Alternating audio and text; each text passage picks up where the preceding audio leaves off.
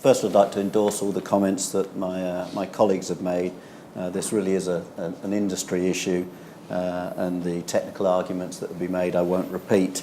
But we also, all of us, understand the concern about urban air quality.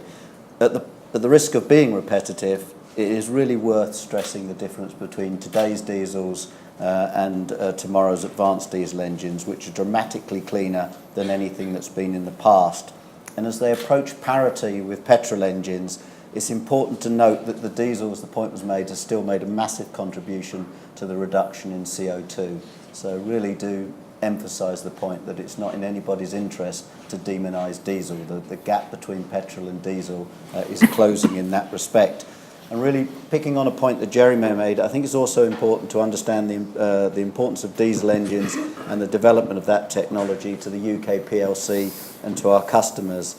In line with Jaguar, Ford recently announced a £475 million investment at Dagenham to produce low-emission diesel engines for cars and commercial vehicles.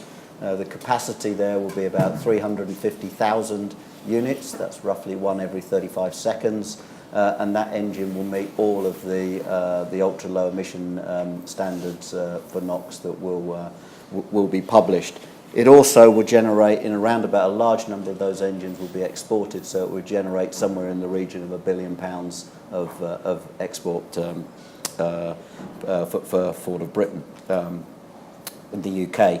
And it's that return on investment that makes us continue to invest in taking diesels and making them more advanced as we go forward. And the final thing, really, to report it from a customer point of view, as the gap between petrol and diesel closes, I think the important thing is to leave the final choice with the customer.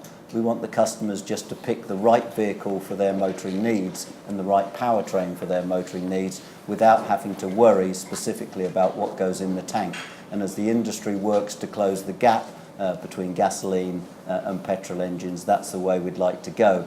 I think that's particularly important because whilst people have quoted the average diesel the mixes, there is a tremendous difference between generally the petrol mix in a smaller car and the petrol mix in a larger car in terms of what proportion is diesel. So I think it's always important that the customer has the final word, and it's beholden on the manufacturers continue working on bringing the diesel and petrol closer together in terms of their performance, in terms of CO2 and emissions, so that the customer just has a choice according to their driving needs.